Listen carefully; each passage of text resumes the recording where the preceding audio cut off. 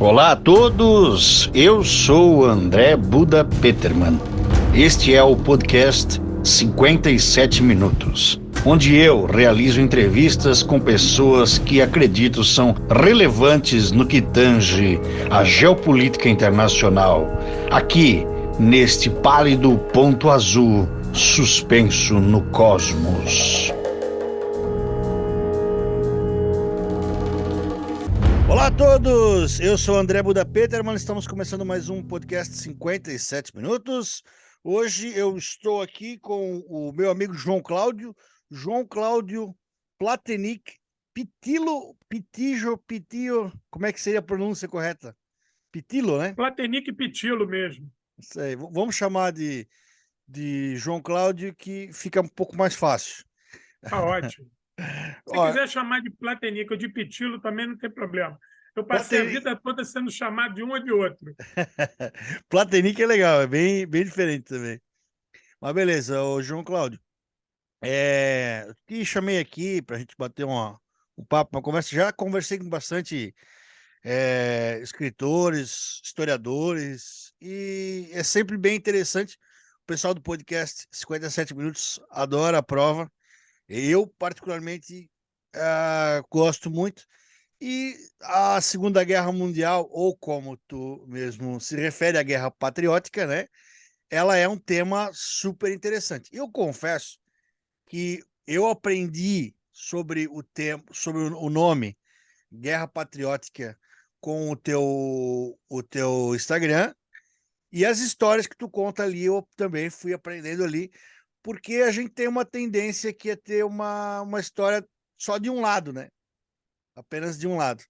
Então, eu acho muito legal a gente conseguir ter essa visão, né? Uma visão mais ampla da Segunda Guerra Mundial, cara, que com certeza é o maior conflito armado da história do nosso planeta, né? Acho eu, né, pelo menos. Então aí, queria que tu se apresentasse um pouquinho, o João Cláudio, e falasse um pouco da tua formação, tua profissão, e sobre o teu Instagram. Meu querido André Buda, muito obrigado pelo convite.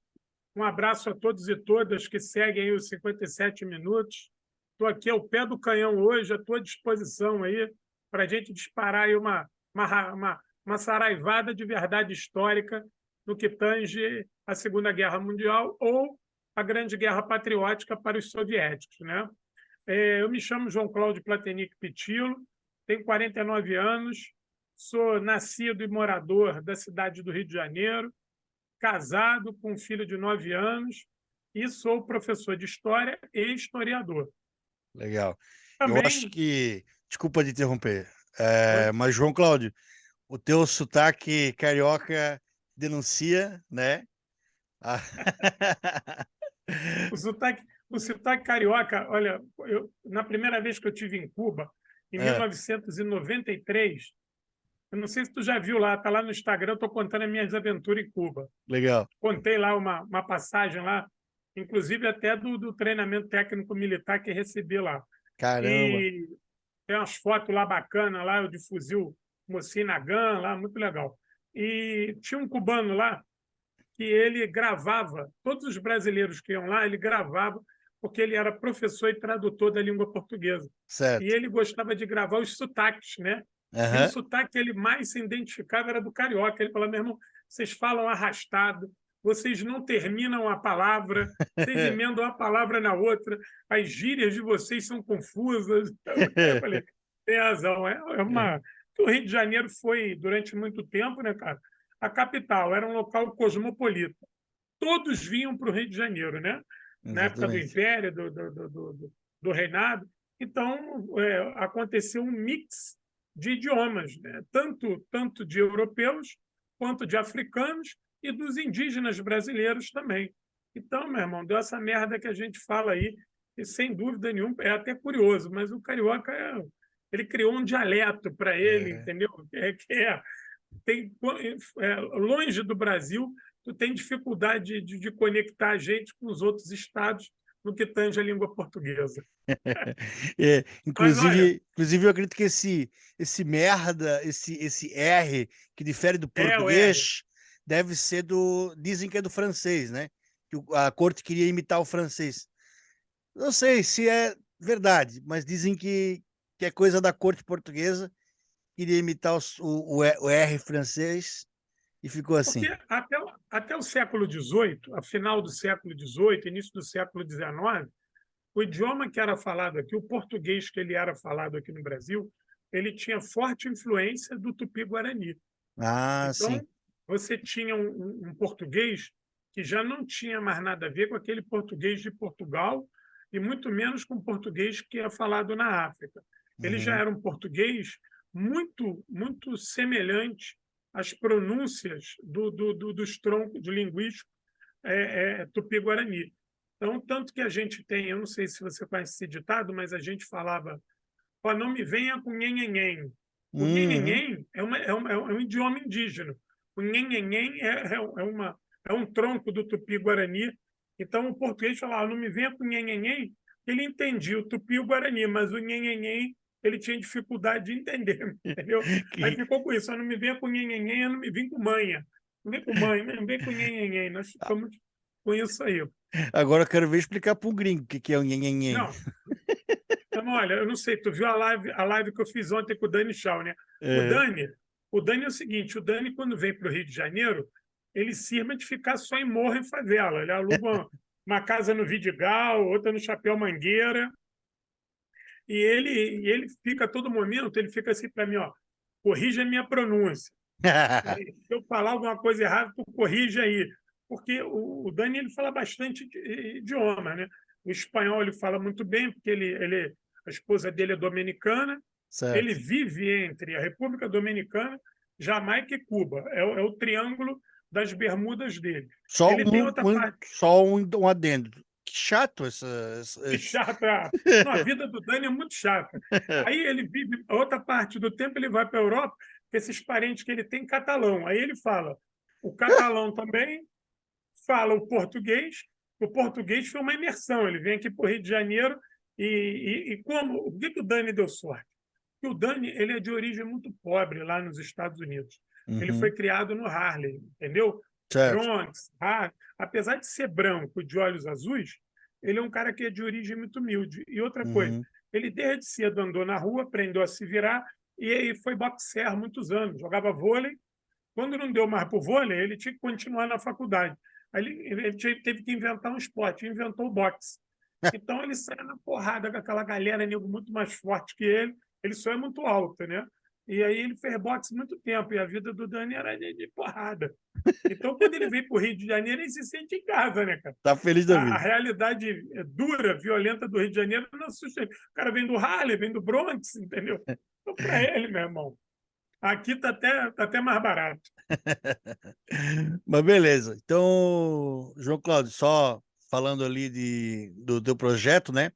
Que é bem interessante. Eu tô até aqui dando mais uma bisbilhotada aqui no Instagram. E o nome, como tu explicou, né? Para os russos, ou não sei se só para os russos, mas pro lado socialista, então seria a Guerra Patriótica. Essa é como É eles a chamam. Grande Guerra Patriótica. Grande Guerra Patriótica. Sabe como é que fala isso em russo? Não, russo. Não, eu sei, mas não vou arriscar aqui, não, que vai ser ridículo. O meu russo é aquela coisa bem macarrônica, entendeu? Eu consigo ler um pouquinho melhor do que pronuncio. Então é algo que não vai sair direito. Eu vou confundir mais do que explicar.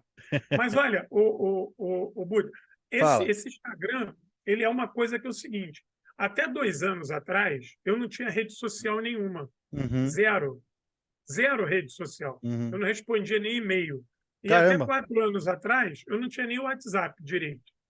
As pessoas reclamavam que me mandavam WhatsApp. E detalhe, eu já era um cara que já tinha 7 livros editados, eu já tinha sido premiado 2 vezes pelo governo russo e eu não tinha rede social nenhuma. Nenhuma. Caramba. Então as pessoas queriam me achar para. Hoje eu me arrependo disso, entendeu? Porque as minhas redes sociais ela tem 2 anos. O meu canal no YouTube, eu comecei, o primeiro vídeo que eu botei nele foi em agosto do ano passado. Uhum. Então está fazendo 6 meses. Então eu perdi um pouco o tempo, né, com relação à rede social. Isso me atrasou na divulgação do meu trabalho. Por quê? Porque na universidade, né, eu sou licenciado em História pela UERJ, Universidade do Estado do Rio de Janeiro, sou mestre em História Comparada pela Universidade Federal do Rio de Janeiro, sou doutor em História Social pela Unirio, que é a Universidade Federal do Estado do Rio de Janeiro, e agora estou fazendo meu pós-doutorado em História Política, de novo na UERJ, na Universidade do Estado do Rio de Janeiro. Então, todo esse meu trabalho com relação à Grande Guerra Patriótica ou à Segunda Guerra Mundial, eu também estudo a participação do Brasil na guerra, isso aí ficou meio que truncado na universidade, entendeu? A universidade não se interessa por isso. Nós temos um retardamento, uma letargia muito grande na bibliografia nacional no que tange compreender a Segunda Guerra Mundial, porque a Guerra Fria ela foi tão violenta aqui no Brasil que ela tirou da nossa órbita o interesse pela Segunda Guerra Mundial. E aí nós ficamos com tantos espectros negativos, tipo, o Brasil foi bucha de canhão dos americanos, o Brasil entrou na guerra por causa dos americanos.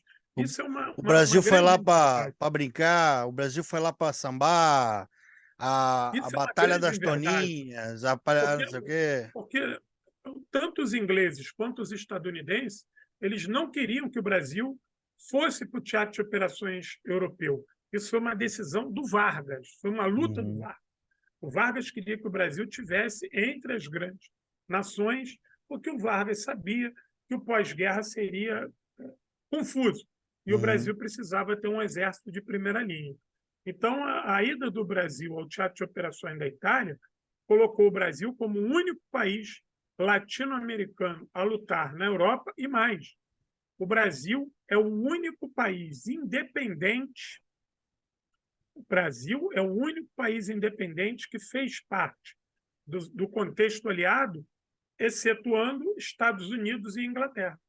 Caramba. Tirando Estados Unidos e Inglaterra, todos os outros países que fizeram parte do contexto aliado, e aí eu estou tirando a França, que a França estava ocupada, Certo. todos foram colônias inglesas ou os Estados Unidos e o Brasil. Ou seja, a Inglaterra obrigando seus colonos a ir para a guerra. Participarem da guerra. Colonos ou os locais, né? Você Colonizados, no caso. teve pilotos colombianos que lutaram no Pacífico, entendeu? E você teve alguns pilotos mexicanos que ajudaram lá os tigres voadores lá na China. Entendeu? Aliás, o México teve. O México tinha um namorinho com a Alemanha ali, não tinha? Não foi bem um namorico. Os alemães propuseram para o governo alemão entrar em guerra com os Estados Unidos, que Mexicano, eles suportariam. Né? Só que isso era uma coisa tão risível que nem o governo mexicano, com toda a raiva que ele tinha dos Estados Unidos, ele não levou isso a sério, porque ele sabia que essa proposta era um desespero alemão, que o alemão não tinha nem mais como oferecer isso para ninguém. Ele não tinha condição de se salvar, que dirá ele salvar alguém. Então, esse meu tempo na universidade foi estudando muito a América Latina e eu fui exercendo essa pesquisa sobre a Grande Guerra Patriótica meio que paralelo, entendeu? Porque, com todo respeito, Budi, aqui no Brasil não tinha ninguém para me orientar, não na altura que eu queria, entendeu? Caramba. Eu tive grandes professores que me ajudaram bastante, né? Professor Luiz Edmundo Tavares, professor Celso Gomes, professor Francisco Carlos Teixeira da Silva. Essas pessoas, professor Luiz Eduardo Mergulhão, essas pessoas me ajudaram muito, mas eles também não eram expert no que tange a Frente Leste. Então, eu me tornei o primeiro brasileiro na história, em 80 anos de história, fim da Segunda Guerra Mundial, eu tenho essa marca triste, que eu vejo isso como tristeza. Eu sou o primeiro brasileiro na história a escrever um livro sobre o Exército Vermelho, que foi o meu livro Aço Vermelho, que foi assim, um livro muito icônico, que ele abriu as portas para mim, não só junto ao governo russo, mas também me deu uma força na academia, porque o livro Aço Vermelho ele foi fruto da minha monografia, da minha licenciatura. E aí, o que acontece? Ninguém conseguia entender como é que eu tinha feito uma monografia com tanto fôlego, com tanta força, né? Porque geralmente a monografia é algo muito, muito simplório, muito primário, mas a minha monografia Meio não. burocrático até, né? É, às vezes é apenas tu estar cumprindo ali um Isso. ritual, mas eu não. Como eu já tinha muitas fontes russos e soviéticas, fontes primárias, então eu tinha muitos outros companheiros também que já estudavam a guerra, mas não de maneira sistemática, como eu coloquei nos meus trabalhos. E aí eu lancei o Aço Vermelho, e daí então eu me juntei com outros companheiros também, que é o Grupo de Estudos 9 de Maio, quem se interessava lá no Facebook, lá, Grupo de Estudos 9 de Maio, são outros companheiros que a gente juntou aqui na cidade do Rio de Janeiro, e que a gente foi se especializando em discutir a guerra a partir desses outros companheiros. São companheiros que dominam o russo, tem um companheiro que domina o tcheco, tem um companheiro que domina um pouquinho o polonês. Então, a gente foi juntando aí, cada um tinha um pouquinho de bibliografia, e a gente foi juntando aí e foi escrevendo. E aí a gente produziu, nos últimos 5, 6 anos, uns 5 livros sobre a Segunda Guerra Mundial e que dá ênfase à questão da Frente Leste. E aí o que acontece? Meus estudos eles foram se transbordando. E eu fiquei com a ânsia, cara, de querer divulgar isso. E eu não tinha rede social. Eu não sabia como divulgá-lo. Aquilo estava me dando uma agonia, eu ficar estudando para mim. Esse não é meu papel enquanto historiador. Eu tenho que dividir, partilhar, compartilhar, até para que eu possa exercer a dialética, a crítica. Você lê um livro meu, fazer uma crítica, o outro criticar mais um pouco, e a gente não adiantava eu produzir só para mim. E aí foi quando eu Perfeito. tive a ideia de criar o Instagram. Falei, olha, o que é esse tal de Instagram? Eu só ouvia dizer que o Instagram trabalhava com imagem. E aí alguns companheiros falaram assim, João, não vai para o Facebook, Facebook já é uma rede que já está muito consolidada, o Instagram está consolidando, tenta lá. E aí, há 2 anos atrás, eu comecei de maneira ímpar, que esse trabalho que eu faço, eu não conheço ninguém no Brasil que faça isso, né? de postar. Eu posto religiosamente há 2 anos. Se tu pegar a minha quantidade de postagem aí, elas vão dar em torno disso, 2 anos de postagem. Eu acho que eu tenho 800 e poucas postagens, né? Eu posto todo dia sobre algo da guerra. E aí antes eu comecei a postar de maneira assim, estanque. Postava sobre uma arma, sobre um uniforme, sobre uma batalha. Eu falei, olha, eu Sim. vou contar a série. Aí eu comecei a fazer a série. Batalha de Stalingrado, Batalha de Kursk, Batalha de Leningrado, Batalha de Moscou. E aí comecei a falar de momentos da guerra que são praticamente desconhecidos no Ocidente, né? Batalha de Kerch, Reserve, Kalash, o desembarque anfíbio de Kalash, que é o primeiro desembarque anfíbio da Segunda Guerra Mundial, e começo a falar de nuances da batalha na Frente Leste e começo a buscar imagem disso, fotografias disso. E aí eu trabalho com fotografias originais, mas também trabalho com fotografias de reencenação. Por quê? Eu consigo perceber aqui algumas reencenações. Porque a Verdade. minha ideia é ter o rigor, porque essa turma da reencenação, e aí depois eu fui aprendendo isso com os companheiros aqui do Rio e de vários lugares do Brasil aí, mas aqui no Rio nós temos um grupo aqui que é os companheiros do Exército Vermelho, que tem componentes aí na região sul também, que é uma turma que trabalha com reencenação e airsoft temático. Depois tu dá uma olhada no Uhum. meu Instagram que tu vai ver eu lá de, de, Eu vi. de operário lá de Stalingrado, batalhão operário. E É. aí o que acontece? Eu com esses companheiros, aí eu fui agregando conhecimento, esses companheiros foram me falando, me ensinando sobre detalhes dos uniformes soviéticos que eu não conhecia, e aí eu passei a exigir de mim que na minha postagem tivesse esse rigor, de eu colocar uma fotografia que fosse exatamente daquele momento daquela batalha, o uniforme, o armamento, entendeu? Então, uma coisa foi puxando a outra. E aí a gente também joga essa questão do airsoft temático aqui no Rio, né? Com os companheiros da Companhia 21. Pô, E isso também legal vai. pra caramba, baita ideia, bem legal. muito legal, porque aí tu tem uma hora que tu se sente na batalha mesmo, né, cara? É. Começa a voar bolinha para tudo quanto é lugar, e há um clímax ali que tu participa, do cara tá atirando em você, tá atirando nele, tu tem que se esconder, e é muito É. legal isso, E é uma entendeu? cultura que não tem no Brasil, né? A reencenação de batalhas, na Europa ela é bem forte, nos Estados Unidos, principalmente com a galera da Guerra da Secessão, né? Eles adoram fazer a Excelente, reencenação. uma coisa muito E, bonita. e, é, e, e é de um, assim, de um capricho das fardas, das armas, é Fantástico. lindo, lindo, lindo. Inclusive da comida, eles preparam a É, mesma comida. Aqui no Brasil, nós temos os companheiros aqui do Verde Oliva. Depois tu procura aí, os uhum, companheiros do Verde Oliva, eles fazem essa reencenação com relação à FEB, entendeu? Eles têm um sim, trabalho muito sério com relação à FEB também. Esses companheiros também estão próximos da gente lá na Companhia 21, no Exército Vermelho. Eu cheguei agora, eu sou pato novo ali no meio dessa turma e uhum, estou aprendendo com eles, entendeu? Mas isso agregou valor na minha pesquisa, eu claro. passei a ter um rigor maior na minha postagem. Então, o que é legal ali do meu Instagram? Se você quiser saber vários detalhes sobre a Batalha de Stalingrado, eu estou pela segunda vez contando a Batalha de Stalingrado, só que agora eu estou contando com detalhes completamente distintos da primeira vez que eu contei. O meu enfoque agora é outro, inclusive com novas fotografias, com uma pesquisa maior. Então, esse meu Instagram, eu faço ele. Meu sonho é que ele se torne um instrumento de Uhum. pesquisa. Só, As pessoas que queiram estudar a Segunda Guerra Mundial e a Frente Leste, que sim, possam usar esse meu Instagram. Por quê? Porque lá eu também dou dica de fontes. Lá eu dou dica legal, de livros, legal. entendeu?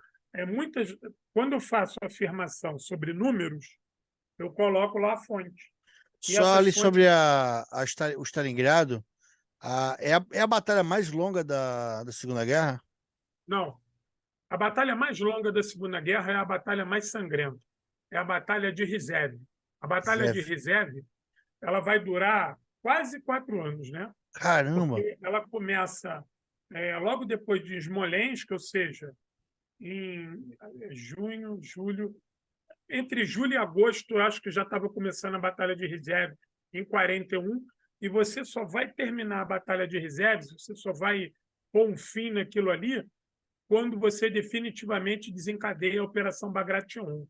Uhum, Então, é uma batalha muito custosa, porque essa região de Rizeve, ela é uma, se você traçar uma linha direta, Kharkovia, Smolensk, Kharkovia e Rizeve e Moscou. Entendeu? É como se fosse uma das portas de entrada de sim. acesso a Moscou. Então, os alemães se entrincheiraram ali em 41 e só foram removidos dali em 44.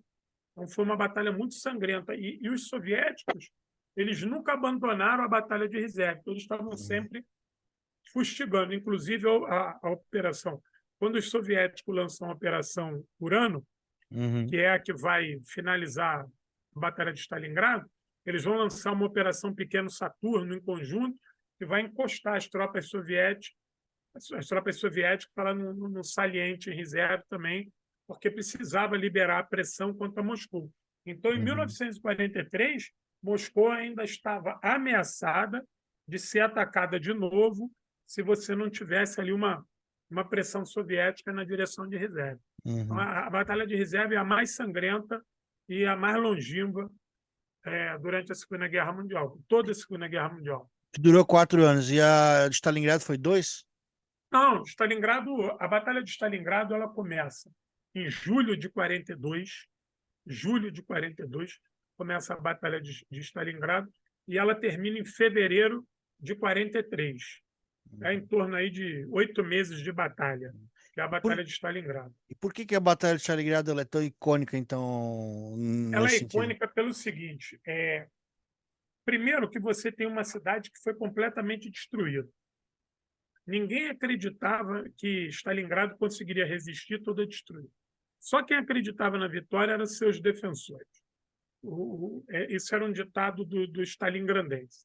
Acontece que é o seguinte: a vitória soviética em Stalingrado ela foi tão acachapante que ela destruiu todo o sexto exército alemão e ela ainda imobilizou vários outros exércitos ad hoc que foram usados para tentar romper o cerco. E depois da Batalha de Stalingrado, os alemães perderam a iniciativa estratégica no leste. Ou seja, depois da da derrota em Stalingrado, os alemães não conseguiram mais lançar nenhuma grande ofensiva. Por quê? Porque eles perderam tantos homens, um exército tão importante que foi o Sexto Exército, que eles tiveram que passar para a defensiva em toda a sua frente. Certo. Então, eles ficam praticamente engessados depois da surra que eles vão tomar em Stalingrado, porque a perda de homens e equipamentos ela permitiu aos soviéticos retomar, né, o flanco sul e os alemães ficarem engessados no centro e no norte. Eles estavam ainda sitiando Leningrado, mas ficaram engessados nessas duas direções. E os soviéticos conseguiram avançar ali, dominando o grupo de exércitos A e derrotando o grupo de exércitos B, que era, na verdade, o grupo de exércitos Sul, né, que se divide em dois. Então, depois de março de 1943, os alemães vão passar para a defensiva em toda a frente leste. Eles vão tentar a Operação Cidadela, né, que vai dar origem à Batalha de Kursk, mas a Operação Cidadela, em 15 dias, já tinha sido dominada e os soviéticos avançaram. Então, a Batalha de Stalingrado foi demolidora fisicamente para o exército alemão e moralmente, porque nunca nenhum exército, ainda mais o Sexto Exército, que era um exército muito poderoso, tinha sido cercado. Né? Nunca nenhum marechal de campo tinha sido preso. Sim. E o Von Paulus foi preso com todo o Estado-Maior dele. Ou seja, Ah, você tinha pode continuar. 90 e tantas mil pessoas presas no Kessel. E só que a Batalha de Stalingrado ela foi muito custosa, né? Mesmo para os alemães quanto para o exército soviético, né? Quantas pessoas morreram de cada lado? Olha, é em torno de 2 milhões de mortos, né? Só que a conta fica em torno de 1 milhão e 200 para os soviéticos e em torno de 800 mil para os alemães. Entendeu? É verdade que o soviético, ele, ou é uma lenda, que quando ele ia para o fronte, eles iam em três ou quatro homens. Um levava a arma, o outro levava a munição e o outro esperava Não, se alguém caísse para atirar. É verdade ou é uma lenda? isso é uma lenda. Tu acha que alguém vai ganhar a guerra dessa maneira? Ainda mais contra o exército alemão? Uma tolice. A arma nunca faltou para a União Soviética. Pelo Uhum, contrário, faltou para os soviéticos, no início da guerra, aviões, tanques, faltou uhum. compreender a estratégia de Blitzkrieg, faltou compreender como é que os alemães combinavam artilharia e aviação. Isso os soviéticos demoraram a pegar, entendeu? E, obviamente, que o exército soviético ele foi pego de surpresa em junho de 41, porque ele ainda não tinha terminado a sua modernização. Uhum. Mas essa história aí, isso aí é tolice. Pelo contrário, as frentes soviéticas avançavam, eram lutas de milhares de homens contra milhares de homens, e E munição e arma nunca faltou. à vontade, à la volonté, como diria o Lá francês. você. E aquele filme muito famoso, O Círculo de Fogo, sobre o atirador Vassili Zaitsev. O que seria a verdade daquilo ali, talvez? Aquele filme é um desserviço para a verdade histórica. Aquele filme, quando foi lançado, ele foi proibido na Rússia. Ah, é? O Comitê de Veteranos de Stalingrado proibiu que os velhos veteranos proibiram que esse filme fosse exibido em Stalingrado. Depois, o que os soviéticos fizeram? Os russos, ele poderia ser exibido desde que ao final fosse exibido um texto dos comitês de veteranos explicando tudo que era mentira naquele filme, né? E as tolices que ali, porque tem uma parte do filme que é a coisa mais ridícula, que é o seguinte: o soldado vai para a guerra sem arma, mas atrás dele tem um pelotão de fuzilamento para matar ele caso ele recue. Caralho, mas se tinha arma para matar ele, por que essa arma não foi para frente de combate? Uma tolice. Você existia chamados exército de choque. O que era o exército de choque? Isso tem em todos os exércitos. Tinha nos alemães também. Você vai mandar uma tropa muito nova para o fronte, você mantém algumas linhas na tua retaguarda, que essas linhas vão dizer o seguinte: pode avançar, eu estou aqui para te guarnecer. Mas você também não vai fugir da linha de frente em desabalar da carreira, porque você vai ser detido. E aí não existe essa coisa em exército nenhum do mundo que você está lá marchando para atacar. E aí tu é tomado de pânico e tu volta correndo que tu vai ser fuzilado. Não é assim que funciona. Porque se você fuzila o cara, tu perde o cara, pô. Se a ideia é que o cara mate, não morra, então como é que você fuzila o cara? Então, os exércitos de choque, que ficavam muitas vezes nas retaguardas, ele tinha ali uma menção muito mais psicológica de que é o seguinte: eu vou avançar porque eu tenho retaguarda e eu também não posso ser tomado pelo pânico de voltar correndo, de recuar desesperadamente correndo, porque eu vou dar de frente com uma linha minha que vai mandar eu voltar para lá. Entendeu? Eu vou ser obrigado a voltar. E mais, vamos supor que eu fosse tomado por uma covardia muito grande. Eu não seria fuzilado ali sumariamente. Eu seria detido, entendeu? E seria julgado depois. Você tinha o batalhão penal. O batalhão penal era onde, em russo, era Shtrap, né? O Shtrap. Você iria cumprir a tua sentença e você teria o direito de se redimir. Olha, eu vacilei, fugi, então agora você vai trabalhar na desminagem, você vai ser sapador, você vai ter que cumprir missão na linha inimiga, e aí você tinha o direito de se reabilitar. E um fuzilamento, ele era sumário, não é esse ponto, porque, imagina, eu tô precisando que você avance. Aí você é tomado pelo pânico, volta correndo, eu vou e te mato. Pô, isso é muito mal visto. O teu colega, o outro colega, vai achar isso um absurdo. E você não vai ganhar uma guerra com um sentimento de desagregação desse nível. Agora, você tinha fuzilamentos sumários quando era uma decisão do comandante. Por exemplo, o comandante Chuikov foi o cara que comandou 62 Exércitos e comandou a defesa dentro de Stalingrado. Ele, por algumas vezes, perfilou oficiais na frente dos seus homens e ele mesmo matou com a pistola dele. Matou um tenente e um capitão uma vez, depois matou um outro capitão, porque eles desertaram do posto deles. Entendeu? A deserção é outro nível.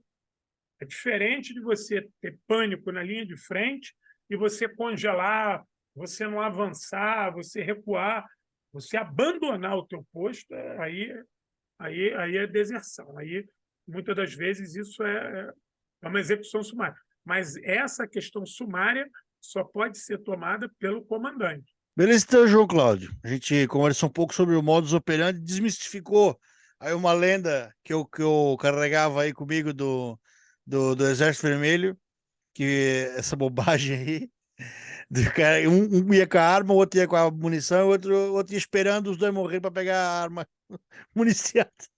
Com esse amadorismo, ninguém ia conseguir vencer o exército mais poderoso já criado na história, que foi o exército alemão até então, né? Com esse amadorismo, ninguém ia ganhar, não. Isso aí é só coisa da Guerra Fria. A Guerra Fria inventou, criou mitos sobre o Exército Vermelho que estão aí até hoje, e Hollywood contribuiu, né? Existe um filme bom chamado Stalingrado. O nome do filme é só Stalingrado, que conta um pouquinho da batalha na casa de Pavlov. É um filme russo novo, ele deve ter uns 5 anos no máximo, é um filmaço. Aliás, tu falou sobre... Ainda bem que tu falou sobre isso. Tu falou antes ali que tens um grupo de estudos sobre a guerra. O pessoal lá, um fala russo, outro fala tcheco, outro fala polonês. Eu lembrei de uma coisa. Eu adoro cinema, gosto de história de guerra. Então, assim, o que eu consegui fazer, eu não falo russo, não falo polonês, não falo tcheco. Os livros dos russos não estão em inglês, né? Não dá. Eu fui atrás dos filmes russos sobre guerra, que, aliás, são fantásticos. A indústria do cinema russo, a cinema atual mesmo, é muito boa. A antiga também. Também. Aquele filme bielorrusso, Vai e Veja. Aquele filme é absurdo de bom. As auroras nascem tranquilas, neve ardente. Isso é fantástico. A Balada do Soldado. Aliás, eu acho que se tu quer ver um filme, tu fica perturbado na vida, tu vai e veja que o filme é Só que forte. você tem filmes novos, por exemplo, A Última Fronteira, Os 28 de Panfilov, são filmes assim fantásticos sobre o Exército Vermelho, sobre a guerra, que são filmes já muito novos. O Fantasma Vermelho, que é baseado em história real, a Batalha de Rizhev. E muito bem produzidos, assim, ó, porque o nosso parâmetro, querendo ou não, é Hollywood, a gente está, né, ali, mas assim, ó, não perde nada. Não fica a dever nada. A produção é muito boa. Aliás, os filmes que agora estão saindo, eu vi alguns também, que estão saindo a respeito da corrida espacial pela visão Também soviética. É muito bom. Pô, filmaço, só filmaço. Os filmes chineses também, sobre a Sim. Revolução Chinesa, sobre a Guerra da Coreia, também são fantásticos. Também não... A Batalha do Lago Chongqing também, porra, fera. A gente pode, depois, numa nova oportunidade, eu preparar uma lista aqui, te mando, entendeu? E você mete bronca aí para a rapaziada que te segue, que são filmaços aí que pouca gente conhece. Porque eu acho não entra que em grande circuito. isso. Eu acho que se tens um clube de cinema na faculdade, alguma coisa assim, peça pelos filmes soviéticos. O teu professor vai conhecer, com certeza, mas porque esperar que vai passar no cinema não vai, mas Não vai. pô, quem tem clube de cinema aí consegue ver. Hoje em Bom. dia na internet tu acha tudo. Acha tudo. No Eu acho que YouTube tem muito desses filmes, muito. os antigos tem todos. Detalhe, tem muitos com legenda já. Porque tem uma Já. galera que trabalha botando a legenda, então, porra, tu vê cada filmaço ali, e muitos até baseados em fatos reais, entendeu? Sim. O T-34, Tigre Branco, KV-1, porra, esses filmes são do caralho, mano.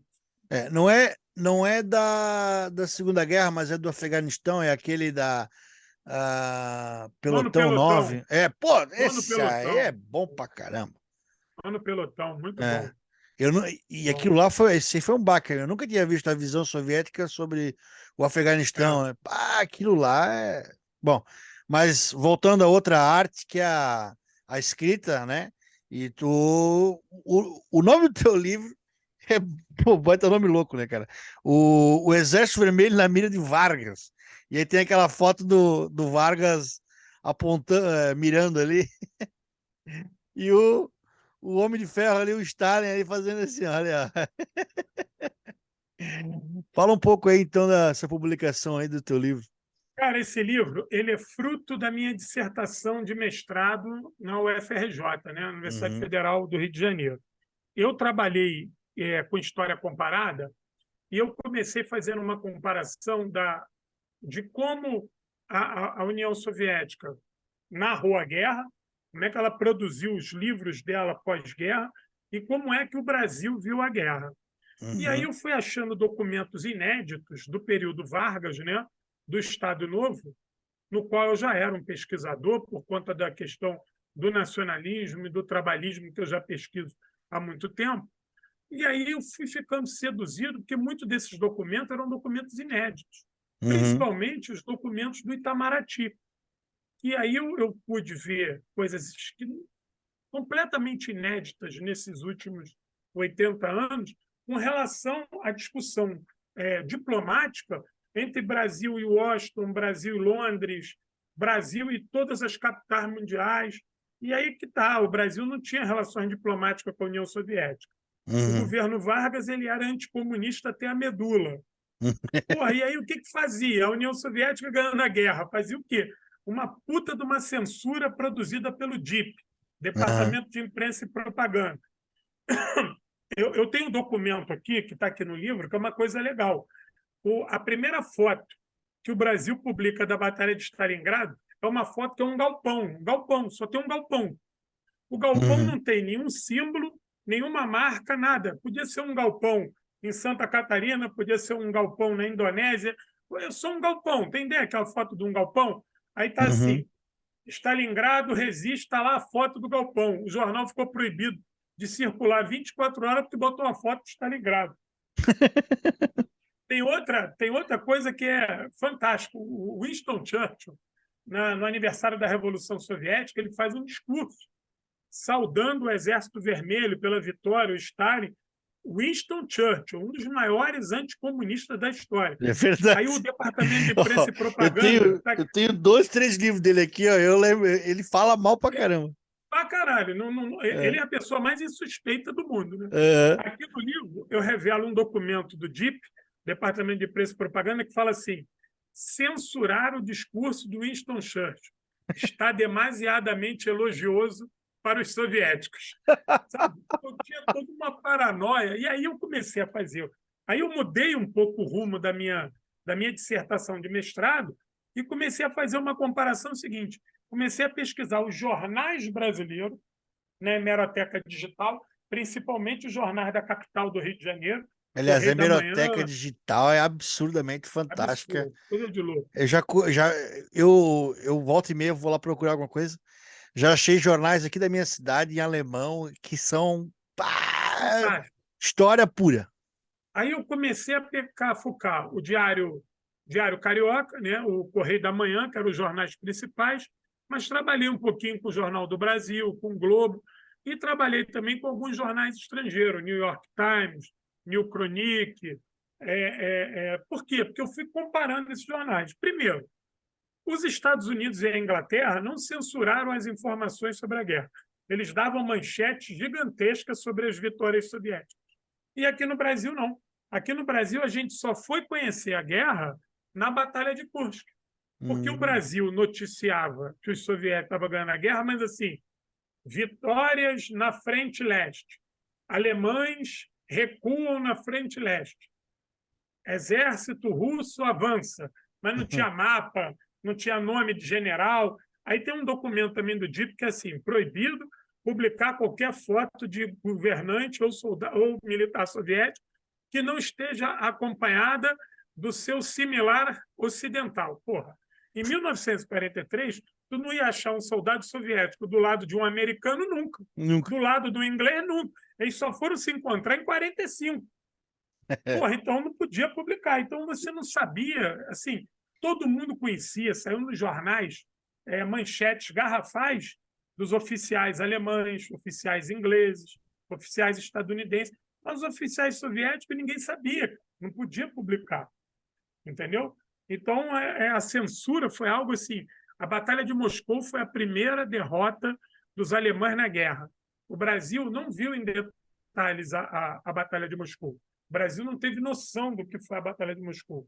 A grandiosidade da Batalha de Stalingrado também não foi muito mal retratada nos jornais, às vezes saía notas no canto da página. Aqui no livro eu conto. E mais, eu revelo muitos documentos ainda secretos, que contam da relação do Brasil com os Estados Unidos nessa questão de entrar ou não na guerra. Então, eu tenho documentos aqui do Dutra, do ministro da Guerra, Eurico Gaspar Dutra, que depois vai virar presidente do Brasil. Ele dizendo que o Vargas era louco, que não tinha que mandar o Brasil para a guerra, que era um absurdo, que o Brasil tinha que ficar neutro. E aí passou para a história que o Vargas é que era fascista. Mas ele não era. Os fascistas eram esses militares que tinham uma relação germanófila e que achavam que o Brasil tinha que ficar neutro, porque essa neutralidade ajudava a Alemanha de grande parte.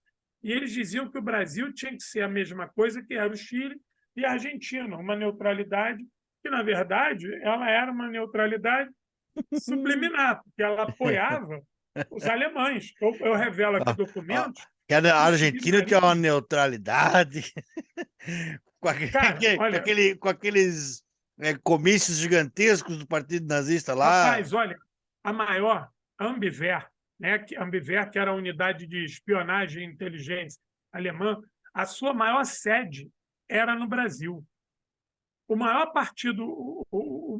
partido fascista fora da Alemanha, a maior sucursal nazista fora da Alemanha era no Brasil. Entendeu? Então, porra, a quantidade de rádios alemães pirata aqui no Brasil era absurda. E mais, eu mostro aqui o documento de submarino alemão vindo na praia de Copacabana receber mantimentos à noite. Está aqui os documentos da Polícia Federal Brasileira, entendeu? Não à toa, Não à toa a gente perdeu 35 navios. Não à toa nós perdemos 1.000 e tantas pessoas aqui tem um submarino alemão até hoje na costa catarinense, Sim, sim, afundado, sim. mas infelizmente o governo alemão não deixa nem filmar, É porque porque é túmulo de guerra. é túmulo de guerra. É, Um dos filhos da família Schurman, aquela família de navegadores, achou esse submarino, não pode divulgar. é E túmulo de guerra. ia Há fazer toda um uma convenção. documentário, mas aí É, não fez nada. há uma convenção internacional com relação a túmulo de guerra. Uhum. Entendeu? Por exemplo, há pouco tempo atrás, se achou enterrado na Rússia um T-34. Ele estava todo enterrado e dentro dele estava a guarnição soviética morta dentro dele. E aí aquela de tira, não tira, tira, não tira, o governo russo deu autorização de maneira sine qua non para que tirasse aqueles corpos, desde que eles pudessem ser identificados. Se eles não pudessem ser identificados, eles deveriam ser recolocados dentro do tanque e o tanque selado e ter feito ali um túmulo. Mas eles estavam todos com as cadernetas deles, entendeu? Então, os 4 tripulantes puderam ser identificados, e aí essa questão de túmulo de guerra foi suplantada porque havia necessidade de informar a família deles, né, que os corpos foram achados. Então, esse meu livro ele é um trabalho inusitado, primeiro pela grande quantidade de documentos que eu tenho nele, a maioria inéditos. Legal. Segundo, a quantidade de diálogos que eu revelo, não só envolvendo a diplomacia brasileira, como envolvendo os militares brasileiros e as potências estrangeiras, né? João Cláudio, eu sei que eu sou catarinense, a gente sempre teve o conhecimento e é público notório dos germanófilos aqui, mesmo porque muitos são filhos ou netos, e na época antes do Vargas propor aquela campanha de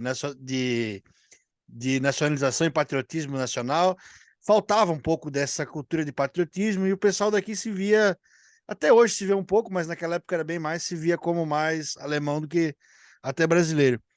E então, assim, a gente sabe, tem dados e arquivos de pessoas daqui que tentavam se comunicar com rádio e coisa. Mas o que eu queria saber é que se ali no Rio de Janeiro, ou São Paulo, ou outras regiões do Brasil, isso também tinha.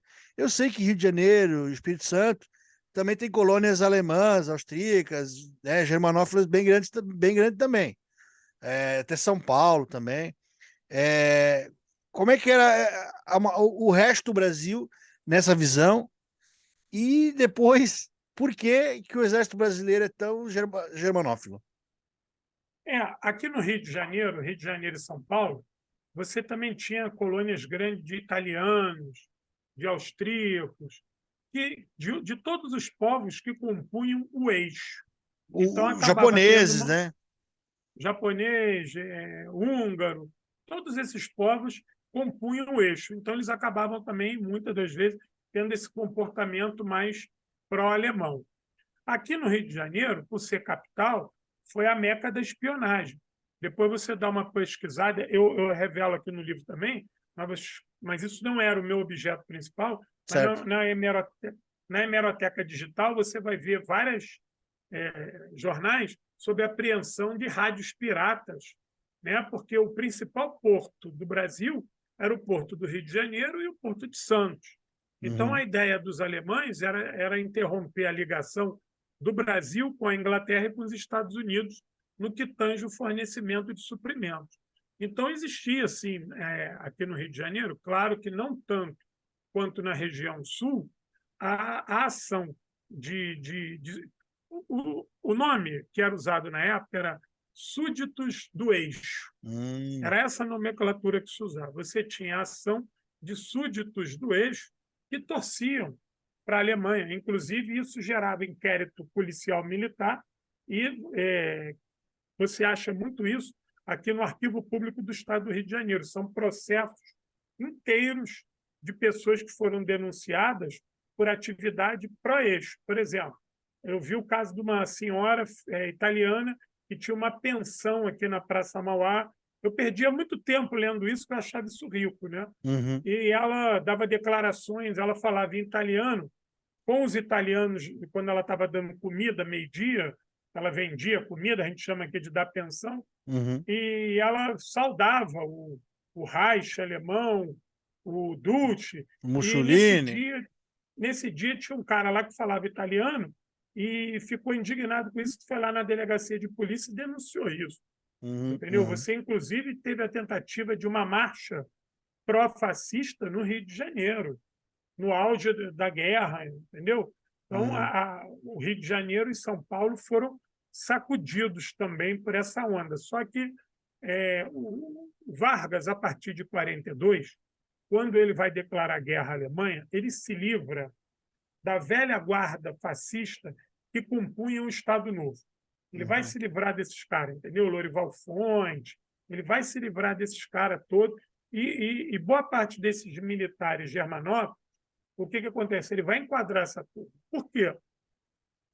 Ele vai seduzir esses caras com o apoio militar dos Estados Unidos. Falou, ó, nós vamos ter navio moderno, nós vamos ter arma moderna, nós vamos ter siderúrgica, nós vamos ter isso se a gente tiver com os estadunidenses. Porque os alemães não vão nos dar nada, porque por conta do bloqueio atlântico, nós não vamos receber mais nada.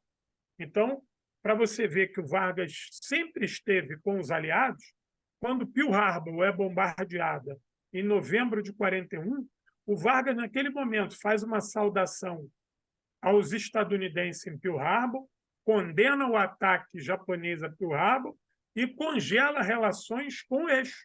Uhum. E, em junho, ele vai sacramentar isso e, em agosto, ele já declara guerra. Entendeu? Uhum. Então, nunca houve, por parte do Vargas, nenhuma intenção de querer ficar nem neutro, nem do lado dos alemães.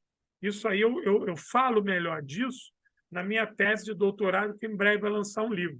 Eu Uhum. usei o conceito do primado da política interna sobre a política externa. É um conceito que se usa na escola de Bielefeld, na Alemanha, para se discutir história social e relações internacionais. Foi o meu campo. Ou seja, como é que a história social de um país afeta a construção das relações internacionais. Foi isso. O povo brasileiro ele não era pró-alemão. Uhum. Ele, desde cedo, se manifestou do lado dos aliados. Então, Vargas ele vai fazer um movimento que foi o movimento do conjunto majoritário da população brasileira. E, só concluindo, a gente não pode esquecer que, em 1938, os integralistas aqui no Brasil, que são os fascistas brasileiros, tentaram assassinar o Vargas. Eles invadem o Palácio Uhum. Guanabara para matar o Vargas, Verdade. entendeu? Então, o Vargas sempre soube. E mais, eu li os documentos que já estão públicos, e o Vargas teve conhecimento que quem participou do plano para assassinar ele teve o apoio da embaixada italiana e da embaixada alemã. Caramba. Então, ele sabia que ele estava lidando com inimigos, desde Uhum. cedo. Acontece que a conjuntura interna, principalmente entre os militares que exigiram o Estado Novo, porque a decretação do Estado Novo não foi só um desejo do Vargas, foi uma imposição desses militares que compunham a Revolução de 30. O Caramba. Vargas meio que ficou refém daquilo ali, entendeu? Uhum. Então, o meu livro ele vai contar esse duelo do Vargas, das forças progressistas com as forças reacionárias dentro do governo e como essas forças foram hábeis em esconder o papel da União Soviética, porque eles tinham medo que o exemplo soviético contaminasse o povo brasileiro. A gente Uhum. não pode esquecer que, em 1935, teve o levante comunista, Luiz Carlos Prestes estava preso, o Partido Comunista no Brasil ele era muito numeroso, ele era expressivo, até a prisão do Prestes. Então, existia todo esse fantasma de que as vitórias soviéticas pudessem acender ou reacender uma chama do movimento comunista no Brasil. Isso está aqui no meu livro, muito bem descrito com documentos. Só que, a partir de 43, o Vargas já está completamente envolvido com os estadunidenses, a sociedade brasileira já estava praticamente toda enganjada no contexto aliado e já se saudava até porque a censura já estava começando a ser burlada, você Uhum. já tinha grandes manifestações e não havia mais tanta repressão, você já estava tendo um trânsito na sociedade um pouco melhor, e essas liberdades foram permitindo que a informação circulasse, né? E aí as vitórias soviéticas em Moscou, Stalingrado e Kursk começaram a transitar na sociedade brasileira. Entendeu? Então, não obstante, em 1945, o Vargas vai reatar suas relações com a União Soviética, que vão ser rompidas em 1947 pelo Dutra. Mas o Vargas Hum, vai reatar relações com a União Soviética, inclusive a pedido dos estadunidenses. É o Roosevelt que pede isso ao Vargas. O Vargas tinha uma série de pressupostos para reatar relações com a União Soviética, ele sabia do apoio da União Soviética ao levante de 1935. Então, ele achava que aquilo também foi uma ingerência dos soviéticos e assunto brasileiro. Mas, uhum. já que o contexto de guerra exigia isso, ele vai reatar relações com a União Soviética. Entendeu? Então, Certo. o meu livro conta essa disputa e conta também de maneira interessante como é que os jornais tentavam escamotear as vitórias soviéticas, né? Não botava mapa. Imagina, botar que estava tendo uma vitória em Kastelkov. E onde é que fica Kastelkov? Como é que um brasileiro da década de 40 vai entender onde é Kastelkov? Vai nem. Isso era essa semântica que acontecia, É, sem mapa, né? sim.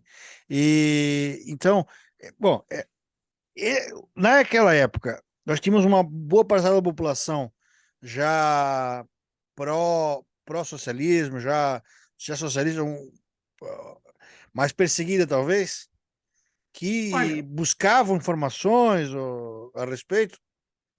você tinha o Partido Comunista, ele foi completamente desestruturado depois de 1935 por causa da dura repressão pela prisão do Prestes, né? E Sim. aquele fato da Olga ser mandada embora e acabou morta. E aí Uhum, você vai ter um recrudescimento dessa repressão com o Estado Novo em 1937.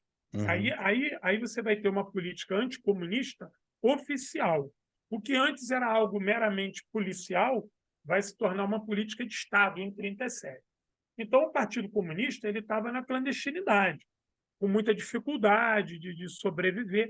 Mas óbvio que entre os jovens, principalmente os universitários, existia a sede de entender o que estava acontecendo na frente leste, porque uma hora a Alemanha ia vencer tudo. Ela já estava nas portas de Moscou. E outra hora ela já estava sendo posta a toque de caixa e recuando em desabalada carreira. Como que isso aconteceu?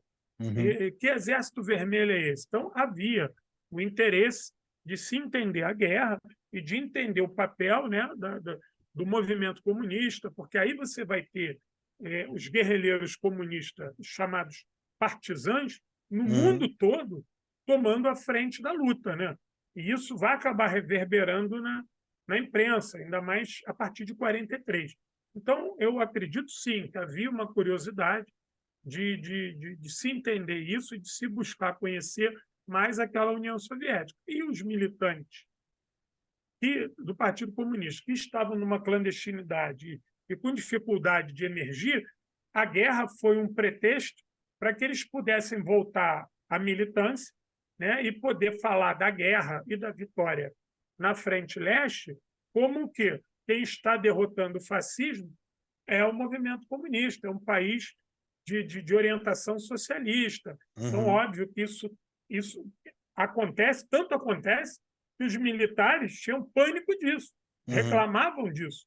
E a imprensa estava falando demasiadamente do Exército Vermelho e que isso podia ensejar um complicador. Eles falam isso aqui, eu revelo os documentos sobre isso. Ou Uhum. seja, se eles estavam reclamando é porque esse trânsito de informação estava acontecendo. Mas isso só vai ficar claro mesmo, o Buda, em 1945, quando você tem a abertura, né, cara? O Uhum. Prestes sai da cadeia, inclusive o Prestes sai da cadeia e vai apoiar o Vargas, que já existia um movimento para dar um golpe no Vargas em 1945, que a Caramba. proposta era constituinte com Vargas. E os golpistas queriam afastar o Vargas do poder e não queriam deixar ele presidir o Brasil nesse momento da Constituinte. inclusive não queriam nem que ele participasse do processo eleitoral, e ele não participa, no qual, se ele pudesse participar, ele teria ganho a eleição com o pé nas costas. Entendeu? E o Dutra só ganhou a eleição porque ele apoia o Dutra no final. Senão, Aham. corria o risco dele perder a eleição para o brigadeiro Eduardo Gomes. Então, esses nuances eles vão ser permeados a todo momento pelo partido, pela importância que o Partido Comunista vai ter em seus militantes, nesse momento já de reconstrução, que é um Sim. momento de unidade nacional, porque o Vargas ele era o inimigo, mas frente a Hitler e ao fascismo, valeria a pena se unir ao Vargas para combater o fascismo externo, mas também a quinta coluna aqui no Brasil, o fascismo Uhum. que galopava no Brasil. Então, foi um momento de expertise do Partido Comunista Brasileiro, e isso ensejou tanta popularidade que, na Constituição de 45, o Partido Comunista vai eleger 7 deputados, que depois vão ser cassados arbitrariamente. O registro do Partido Comunista vai ser cassado, e esses deputados vão ser cassados, inclusive o Marighella, né? Uhum. Então, isso prova a popularidade do Partido Comunista, ainda mais a figura de Luiz Carlos Prestes, né? Então, eu te respondo afirmativamente com relação a isso. Vamos dizer assim, na linguagem do opressor, o Vargas deixou o partido se criar, vamos dizer assim, Quando chega a partir de se recriar, 44, né? Sei lá. não, mas eu acho que o Vargas ele vai fazer uma inflexão. Ele vai perceber o seguinte: eu tenho os comunistas. Os comunistas me odeiam, mas Uhum. eles são brasileiros. Eles estão preocupados com o Brasil. Já essa turma que quer me golpear, essa turma já está ligada ao imperialismo. Eles Uhum. ontem estavam com os alemães e hoje já estão com os americanos. Então, ele sabia que ele podia confiar nos comunistas no que tange traçar uma discussão enquanto um projeto de desenvolvimento nacional marcado por uma ação de autonomia, de independência. Ele sabia que ele ia ter os comunistas como parceiro.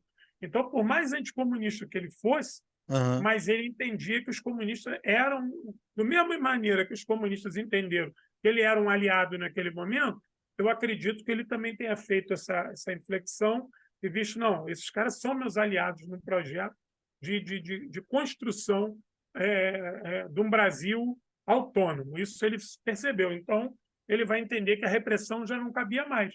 É só ver que quando ele vem candidato em 54 e ganha, ele tem o apoio ali do Prestes, né? O Prestes Uhum. está ali com ele, entendeu? Sim. Mas aí, o João Cláudio, só para encerrar aqui, é, já falou bastante sobre o teu livro, né? O Exército Vermelho na Mira de Vargas. A gente já conversou um pouco. Como é que a gente faz para aí a capa aí? Bem legal essa capa. Quem que produziu essa arte aí, sabe dizer? Cara, essa arte quem produziu foi um camarada lá do Airsoft, o Marvin. Esse Marvin. cara, quando eu mandei as fotos para ele, pá, na hora, fez esse trabalho muito bonito aqui. Eu agradeço. Meu camarada Marvin, está aqui o crédito aqui dentro para ele. Ele é um companheirão lá da turma lá da Companhia 21, do Exército Vermelho, do Verde Olivo. Ele faz a reencenação histórica também e Uhum. faz o airsoft temático e trabalha com arte gráfica, né? Legal. Um Foi ele que abraço fez. pro Ele Marvin. ele é o pai da criança. Um abraço pro Marvin, então. Bem legal essa capa. Legal aí o tema do livro. Não, eu não sabia. Se eu tivesse pensado um pouco mais, eu ia saber. Mas a falta de informação sobre o outro lado, sobre o outro fronte, é tremenda aqui no Brasil. Tremenda. E, pô, legal. Te parabenizo pelo trabalho. João Cláudio Platenic Pitilo. Pitilo. Uma mistura de italiano com austríaco. E como é que eu já comprei, já adquiri, já mandei, a gente mandei o Pix e tu já me enviou o livro pelo correio. Como é que o pessoal faz então para estar Ó, adquirindo? o livro custa R$ 70 com frete grátis, com frete incluso, para todo o Brasil. Você pode pagar o livro por Pix ou depósito em conta bancária. Como é que entra em contato comigo? Ou pelo Instagram, @Guerra Patriótica, ou pelo Facebook, lá com o meu nome, lá, João Cláudio Platenic Pitilo. Eu também estou no Twitter, @João Pitilo, entendeu? E me acha também aqui no YouTube. Eu tenho um canal no YouTube, quem quiser depois dar uma curtida lá, que eu falo de guerra, de política, muita coisa de história militar, que é o canal Guerra Patriótica no YouTube. Então, nesses 4 canais, vocês me acham aí sem problema nenhum. Paga, eu embalo, mando no mesmo dia, acompanho o rastreio, entendeu? E eu tenho certeza que esse livro, ele apesar de ser um livro que trabalha com muito documento, ele tem bastante imagens, mas eu transformei ele, o Buda, numa linguagem jornalística. Então, Legal. a pessoa não vai ter dificuldade para ler. A diagramação é boa, com umas letras grandonas, entendeu? Vê se dá para pegar aqui, ó. Tem muito Legal. recorte de jornal que dá para ler nele. Ó, os documentos aqui, ó. Do outro lado tem uns documentos, tem muitos documentos nele. E a linguagem é muito fácil. E eu tenho certeza que a pessoa que lê esse livro, ela vai redescobrir, ela vai ascender sua mente para uma Segunda Guerra Mundial que aconteceu aqui no Brasil, que as pessoas não têm nem noção. E óbvio que isso também desperta a curiosidade naqueles que são ligados na Segunda Guerra Mundial, de conhecer mais um pouquinho da Batalha de Moscou, da Batalha de Stalingrado, da Batalha de Kursk, entendeu? Porque a gente também sofre um desconhecimento total da ação dos soviéticos. E eu estou A gente tentando só agora, lembra do dia D. só dia D. Para você ter ideia, a Operação Bagration ela contou com quase 1 milhão de homens. E o Caramba. desembarque na Normandia contou com 200 mil homens. E a gente acha que o desembarque na Normandia que resolveu tudo. Pô, mas os soviéticos faziam operações de 1 milhão de homens. Para você ter ideia, na Batalha de Stalingrado, eles fizeram a Operação Urano, aí depois eles fizeram a Operação Marte, Operação Pequeno Saturno e a Operação Anel. Numa única batalha, eles fizeram 4 grandes operações em 4 lugares diferentes da frente de batalha. Isso mobilizou mais de 3 milhões de homens. Caramba. Né? E aí, como é que a gente só conhece o dia D? Foi muito importante, que é uma coisa icônica, é o maior desembarque anfíbio da história, entendeu? Mas é pequeno em volume de homens e território ocupado.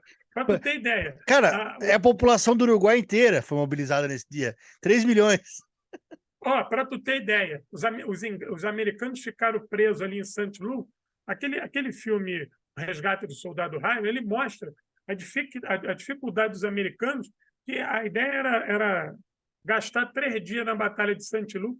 Eles ficam quase 15 dias presos na Batalha de St. Louis, lutando contra um exército de segunda linha, um exército alemão de moleques de segunda linha.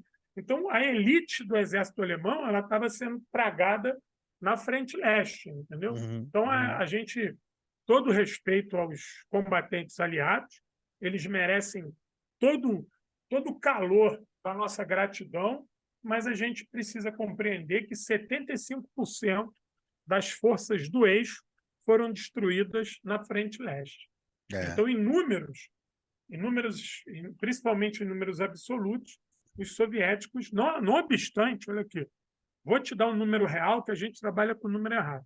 Não obstante, os soviéticos tiveram em torno de 44 milhões de mortos. Cara. Você vai achar muito número assim, 20 milhões de mortos, 22 milhões de mortos. Esquece isso. Esse número já está superado há 40 anos. Os novos números de mortos na União Soviética, eles ultrapassam 40 milhões de mortos. É 2 Austrália. É 2 Austrália. A população de São Paulo, do estado de São Paulo todo. 40? Tá louco. Só para tu ter ideia da coisa, até hoje, a União Soviética não consegue ter crescimento vegetativo do sexo masculino.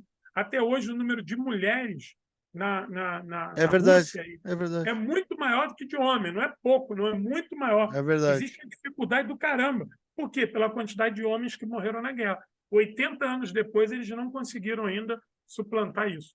E os especialistas acreditam que talvez demore 300 anos, no ritmo que é lá o crescimento vegetativo, talvez ela precise de 300 anos para se recuperar da quantidade de homens, né, que ela perdeu na guerra, para tu ver o tamanho da destruição soviética. Eu sou solteiro, estou comprando a passagem para a Rússia, tentar achar uma noiva. Talvez ache até mais do que uma. Hein?